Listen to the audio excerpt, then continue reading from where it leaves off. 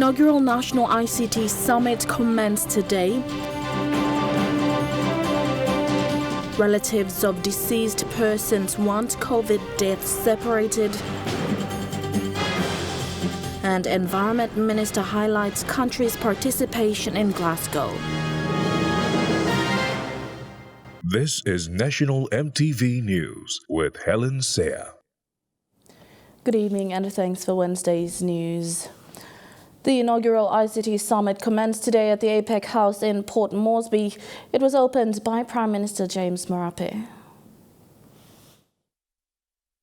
Enhancing our economy through ICT and digital transformation is the theme for this inaugural ICT Summit. The Prime Minister, James Marape, officially opened the summit today. Within the last 2 years, it certainly wasn't easy. And we have endorsed the digital transformation policy. We also have tried to ensure that we escalate the ICT department into a very strategic department, into a level where it's given its due prominence. And we are now awaiting drafting instruction, for instance, for the Digital Government Bill 2021 to take place, and I give you my commitment that this will be delivered. But ICT is not just telco anymore. As you all know, we are now talking about a much broader scope that covers as far as media convergence, cloud technology, fintech, and artificial intelligence. Among the challenges discussed is the emergence of digital transformation ahead of regulations. This was highlighted by NICTA's CEO. So some of the questions that we pose ourselves, does the regulatory framework facilitate provision of different services over different platforms? Because this is critical to availability of services and to push the digital agenda. Does the regulatory framework fully support competition? What are the regulatory policies for new technologies? Does our legal framework contain the necessary legislation to support digital transformation? I know and I commend the department for taking the lead in this series, but of course we need intellectual property laws, electronic transactions, data privacy, and security. In 2008, and many of you in the telco sector will know, we have that policy in place, the National ICT Policy 2008. And Minister also highlighted that there's a need to refresh it. At the time, the focus was on telecommunications. Now we need to start looking at different spaces. The National ICT Summit will run for 3 days and hopes to draw ideas from stakeholders and ICT users, such as the Finance Department, which will help put together the much-anticipated National ICT Policy 2022. We already expect that NICTA's regulatory roles will expand further to cover digital media, cloud technology, and artificial intelligence. I am interested to put a bigger emphasis on rural telecommunication by providing and dedicating infrastructure entity roles from the Universal Access Services, or UAS. The 3-day ICT Summit is live-streamed through the NBC Facebook page and includes panelists from PNG and abroad sharing their experiences. Shamin Poreambep, National EMTV News. The National Executive Council has approved a submission for another Exim Bank loan purposely for National Broadcasting Corporation's transition from analog to digital. Information, Communication and Technology Minister Timothy Masiu applauds the government for the approval, saying this will drastically transform and modernize NBC so it is on par with the rest of the digital broadcasting world. Minister for Information and Communication Technology Timothy Masiu welcomed the NEC decision to approve on the terms and conditions of a concessional loan from the Exim Bank of China for the analog to digital migration project for the National Broadcasting Corporation. It's an exciting time for the NBC and for television in the country, especially when we will now be able to migrate from analog to digital. And that is very, very important for this country because a lot of broadcasting organizations in the world, they have actually migrated already, and we're probably the last ones in this country. So this is a game changer for the NBC in the country. The project will transform NBC, particularly the provincial stations where we have been broadcasting in analog system since transferring from the ABC. So we will, as times change, and then we're thankful for the government's intervention. The value of the loan stands at 270 million kina. The Cabinet's approval will now enable the Departments of Treasury, National Planning and Monitoring, the Office of the State Solicitor, NBC and other relevant agencies to complete the loan negotiations with Exim Bank. The total Chinese yuan is 499 million. And so converted that to kina will be approximately equivalent to about 270 million kina, and in US dollars is about 77 million US dollars. So that's the kind of money that we are looking at coming in for the transformation to take place. Changing from analog to digital is like changing a car from manual to automatic, an upgraded broadcasting and transmitting system. What we have right now in the country is most of the system that we are using are quite old. They are from the old regime, and so we have actually we need to migrate into the digital world, and digital is all about the high definition. And of course, in what we want, clarity to be given to our listeners and to our viewers as well.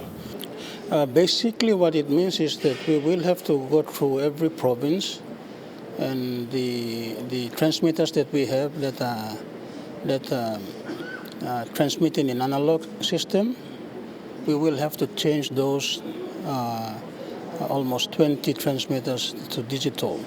Masiu, in thanking the current government, also acknowledged the previous government who had initiated initial talks.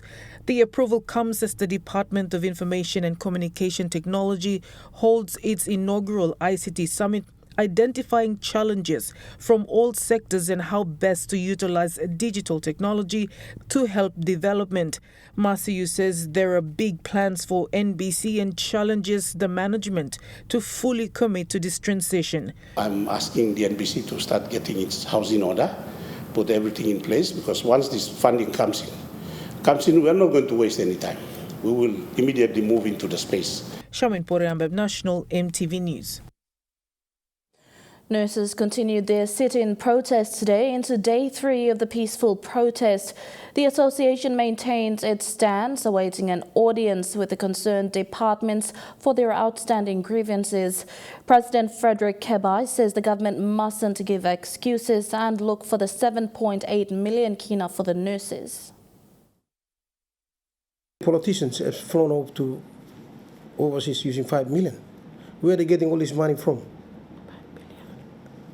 Our MOA is long overdue MOA, and it has been collecting dust on the shelves of the DPM or wherever it is. And it is the sole responsibility of the departmental heads to ensure they advocate with the Treasury and Finance to make the funding available. So for us, money shouldn't be a problem. Health is a priority area. If it is a priority area, there should be sufficient budget to ensure that issue of such are being managed. We see government during this COVID-19 stage has been investing massive amount of money into security, into IACAS, into other areas but the frontline healthcare providers has been neglected. They haven't been compensated and looked after well. So,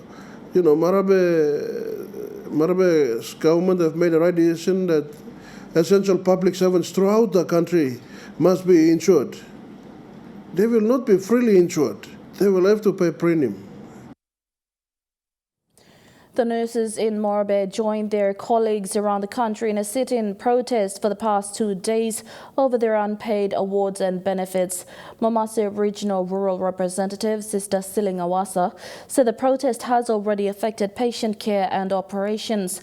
However, their grievances also need to be attended to by the authorities responsible. Sister Wasa said they are supporting the national executive's stance during this time. We are actually the heartbeat of the health system, and we have been working so hard through the pandemic since last year to this year, and we just want the government, the line agencies from the government, especially the finance, treasury, DPM, to come forward and support us and implement the award in full for the nurses so that we can go back to work. Relatives of deceased persons at the Enga morgue are calling on the management to ensure COVID-19 bodies are separated. They are concerned over the possibility of COVID-19 spreading at the general morgue. They said the bodies have to be tested before being stored at the general morgue to reduce the risk of transmissions amongst the dead and those who are handling them. Their concerns were raised after seeing the COVID-19 ambulance transporting a body from the Engau morgue on Monday. The workers in full-body PPEs identified the body from the main mortuary, covered the corpse in a bag and loaded it onto the ambulance. Relatives of other deceased persons said COVID-19 bodies need to be kept in a different morgue, and they are now worried about the health risks this may have on them. Mino like mo se mi kam na rosim body blomi lomo na dislakan something em kama posem nugut sik em affecti mi plateau. Antiman to kamine now to carry body moving go kam na administrative body bimda. Last year, the Sir Ignatius Kilage Indoor Stadium was converted to a COVID-19 hospital and along with it a morgue to cater for possible deaths. As of yesterday, Morabe recorded 2,321 cases, 2,212 recoveries and 80 deaths to COVID-19. Morabe Provincial Health Authority CEO Dr. Kipa Spinga said as per protocol, all deaths are tested for COVID-19 before determining where they will be kept. He said, however, that for the case on Monday, the initial test came back negative. There was a death that occurred in the hospital. Swab initially was negative for COVID-19, the antigen test. But the gene expert test came back positive, and when it was negative, or current body no come. Dr. Binga apologized for this incident, saying they were working on measures to ensure this does not happen again. He also urged the public to bring bodies during the day to the stadium for processing before being brought to the morgue. Tapos mani got symptoms or sick or some COVID, but I'm negative, then Tintini no come straight or true negative or positive, then we will probably put him in the 20-foot container awaiting the gene expert result. And then tapos just ordinary, no symptoms, but I'm just dying at negative. Straightforward case, comes up. Lucy Kopana, National EMTV News, Leh. Environment Minister and head of the PNG envoy to Glasgow has highlighted the country's participation in the COP26 Leaders Summit. Speaking there, Minister Mori says the world is moving forward in technology and innovation to cut down on emission and use resources like green energy. Minister Mori says PNG boasts a vast forest, vegetation and ocean, and it's critical to protect these resources. Mori says PNG's participation is crucial.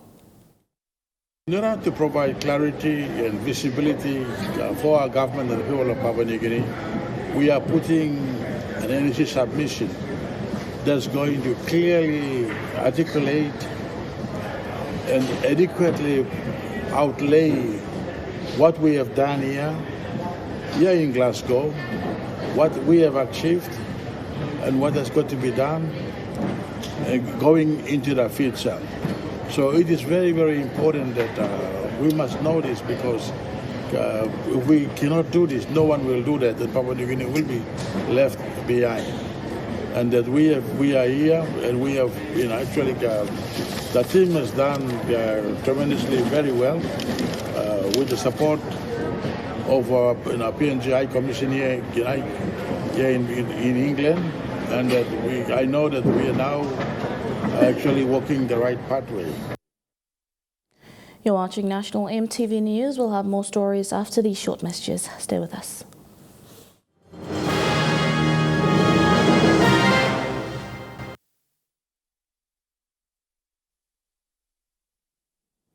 Welcome back. The Yanguru Sausia District Development Authority has outlined various strategies to deal with COVID-19 in the district. Among these strategies, there will be awareness carried out in the district to ensure people adhere to the Nuplapasin protocols. These resolutions were passed in a DDA meeting held recently in the district. Speaking to the media yesterday, Yanguru Sausia MP Richard Maru highlighted the strategies passed by the District Development Authority.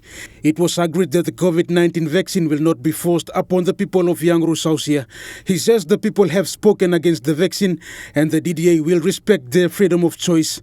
So far, only 850 people in the district have been vaccinated. Yanguru Sausia, no compulsory vaccination. There will be no such thing as no jab, no job, emba no got. I want to make it clear to my people. That is their right, and the leadership team in the DDA, we fully endorse the views of our people and respect their rights entirely. And we will not allow anyone to deprive them of their choice and their right. The district so far has purchased 5,000 testing kits to be placed in major healthcare facilities in the district. This will be used to test people with symptoms of COVID-19 or relatives of people who are COVID-19 positive. The district has also purchased PPEs and necessary equipment to take care of COVID-19 patients. The Yanguru Sausia DDA has so far spent up to 1 million kina to address the COVID-19 pandemic. So all our health centers will have test kits available. And we've tasked our district health team to run training to equip all the health center workers who are qualified, like nurses, to be able to undertake the test when people come into our health centers. The people were also encouraged to live healthy lifestyle, use steam bath and eat nutritious meal to boost their immune system. Educational awareness will be conducted in the district to ensure the people adhere to the Nuplapasin protocol. We are going to go to all the villages and run awareness campaigns to talk to them about Nuplapasin, which we are encouraging. Talk to them about COVID symptoms and what it looks like.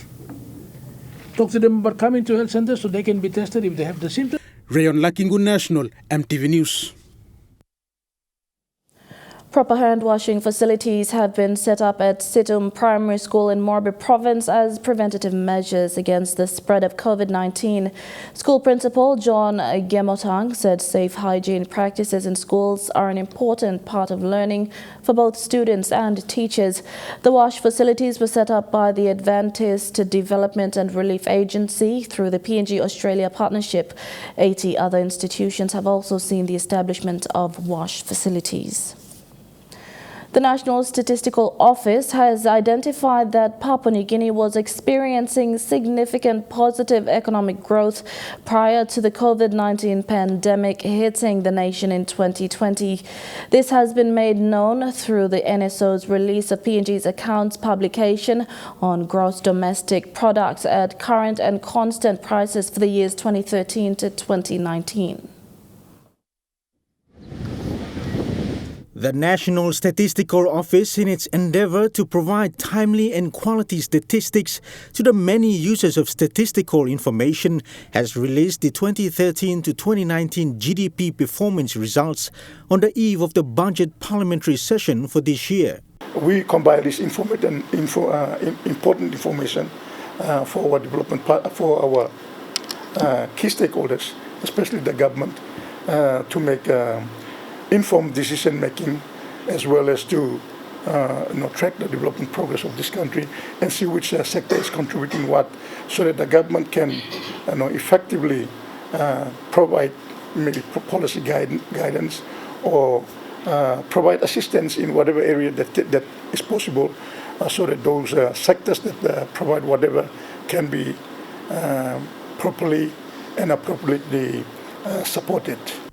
A key challenge faced by PNG NSO currently is the coordination and collection of source data, particularly administrative data collected by other state agencies. To statistical offices, not only to NSO, PNG, but around the world. One of the key challenges that Papua New Guinea NSO faces is basically with the coordination of various other statistics from different state agencies. NSO is not the only one that produced these statistics. We compile many of the statistics that is produced within the National Statistical System. The NSO data shows that PNG experienced economic growth around the year 2014 when the construction of the PNG LNG project was taking place and eventually leading to first shipment. However, in other years, such as in 2018, economic growth was affected by the earthquake in the Highlands region. The economy further experienced downturn, as with many other countries around the world, in the midst of the global COVID-19 pandemic. In 2018, we had a soft growth of negative 0.3%, so a shortfall of negative 0.3%, and this was due to the impact of the earthquakes having an impact on the production in the mining sector. And we can see that in 2019, the bar that's colored orange, we have a moderate growth of 4.5% in constant price. The NSO data is beneficial for decision makers, particularly in the financial sector, on the eve of government trying to table the 2022 budget. In the 2022 budget strategy paper released last month by the Department of Treasury, PNG's domestic economic outlook shows that real non-resource sector growth is projected at 3.3% for 2022, a 0.6 percentage point lower than the 3.9% growth in 2021. Growth in real resource GDP is projected at 8.5% for 2022. Dennis Orere, National EMTV News. Air Niugini will increase its flights to Sydney, Australia, with the introduction of 3 special flights starting on the 28th of November. This is to cater for the increase in high demand for Sydney flights. However, continuation of the additional flights will be reviewed after the 12th of December. Only fully vaccinated passengers will be allowed to travel to Australia, while unvaccinated Australian citizens and permanent residents can return to Brisbane on PX 003 and need to self-quarantine on arrival.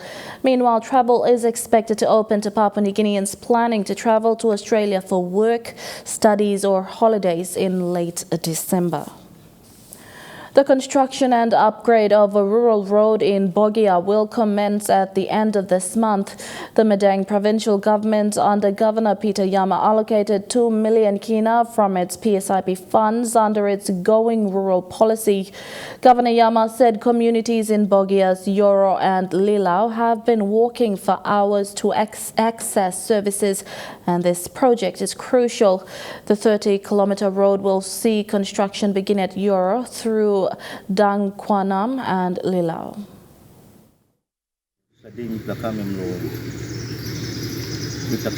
Especially contractor one time project team with Lakaram contractor come lo saving road lo Euro because no one have been funding Euro road. So previously lo walk about belum terlalu di study yo with Lakaram contractor come na with Lagolo Euro road ring road golo Euro na come out lo Lilau na with finish lo di study na Lakam Deken. The Madang provincial government, through the Governor Yama's office, has committed 2 million kina for this project, and we'll be starting by the end of November. So we are showing the contractor the road for him to see the road and make his own assessment. Also places where he will set up the equipments that he will stay and work on the road. It is my pleasure to take this road to deliver the service to Bogia people and the Madang people, and we are going to coordinate closely with our governor's office and also the project team to complete this project as soon as possible. Bockup Road in New Ireland is now open for use. Governor Sir Julius Chan officially opened the road yesterday, marking a significant occasion for people there. The Bockup Road is a crossing that stretches for 12 kilometers and links Losuk on the east coast to Lavalai on the west coast. The construction and upgrade of the road cost nearly 5 million kina. A declaration of the road was done through a customary ceremony witnessed by those in attendance. The road was named after former Kavieng MP and founding member of the People's Progress Party, Daniel Bockup. Cleaners in Kiunga, Western Province, say rubbish in town is an eyesore to the general public and a health hazard. They're calling on town authorities to provide dump trucks to remove the rubbish. Piles of rubbish were not removed since September this year, causing a health risk. Town cleaner Derek Wow told EMTV News that their concern is to remove rubbish in order to maintain hygiene practices in Kiunga town.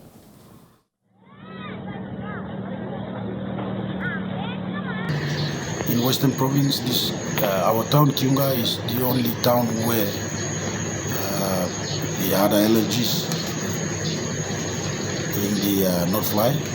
Everybody is moving now in town, and regarding the rubbish, the littering, it's very high in town today. So I already submitted request to the provincial government for funding to keep our town clean.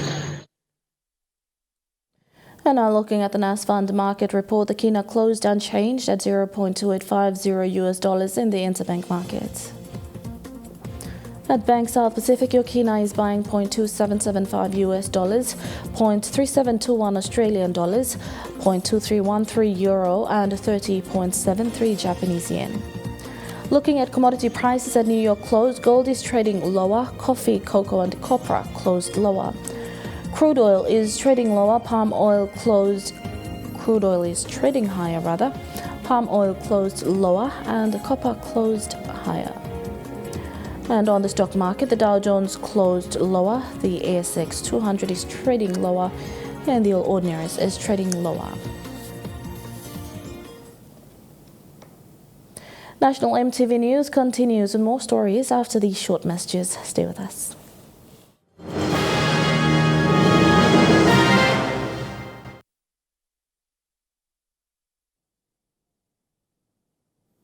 Welcome back to the news. Daulo District in Eastern Highlands Province has sent its elementary and primary school students home before the end of the school year. This is due to the COVID-19 situation in the province. The pandemic has forced another lockdown in the province, and schools have little choice but to close early. The extension of lockdown in the Eastern Highlands Province is to curb the spread of COVID-19, and so far all schools in the province are adhering to the measures. School Inspector of Daulo District in Eastern Highlands Province, Jimmy Comey, gave an update for schools in the district.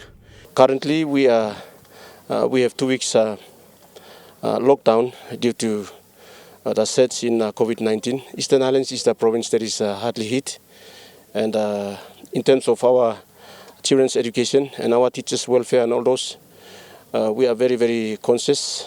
Comey says that the province has been hit hard with the pandemic and are told to take precautionary measures.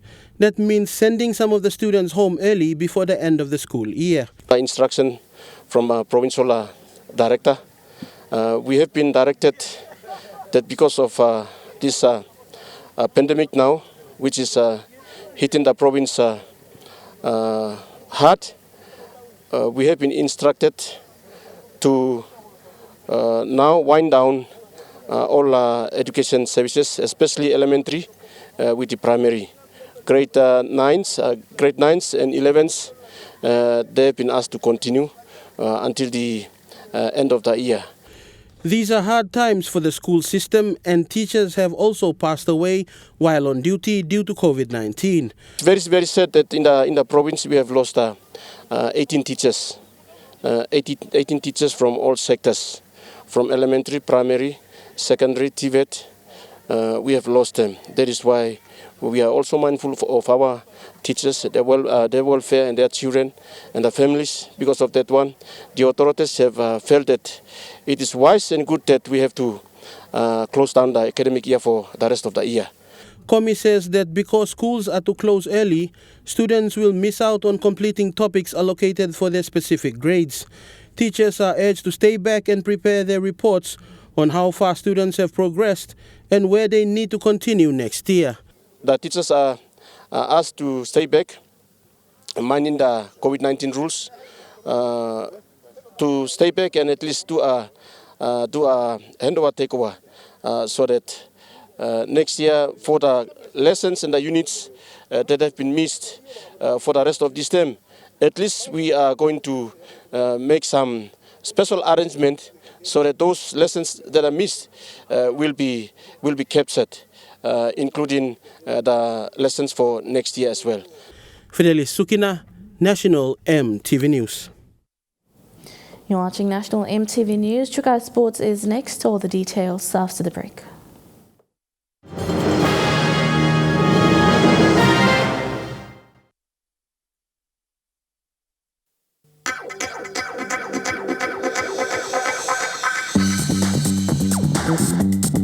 Chukai Sports.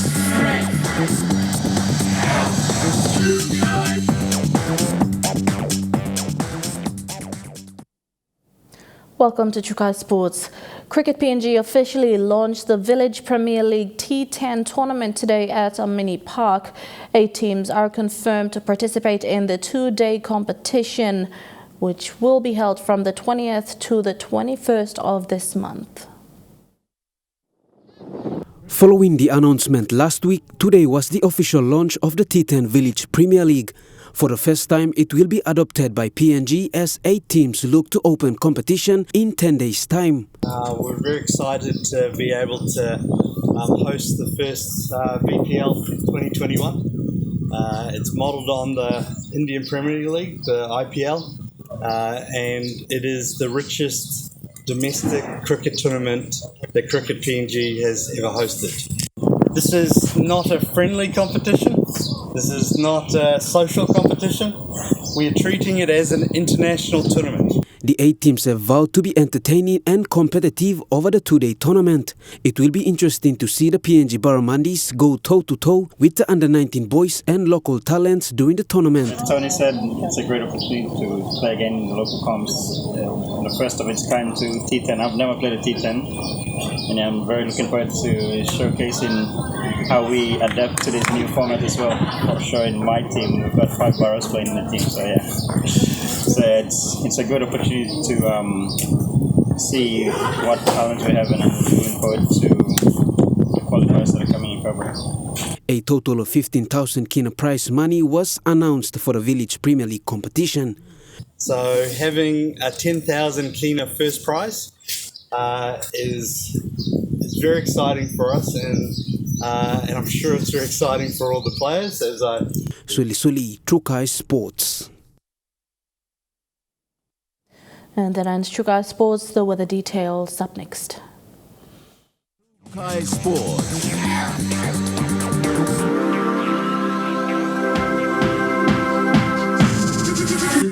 Chukai Sports.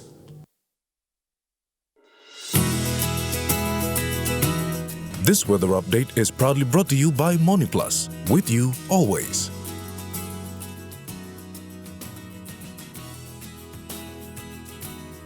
A look at the weather forecasts in the southern region only. In Port Moresby, fine weather and fine although cloudy in Popondetta.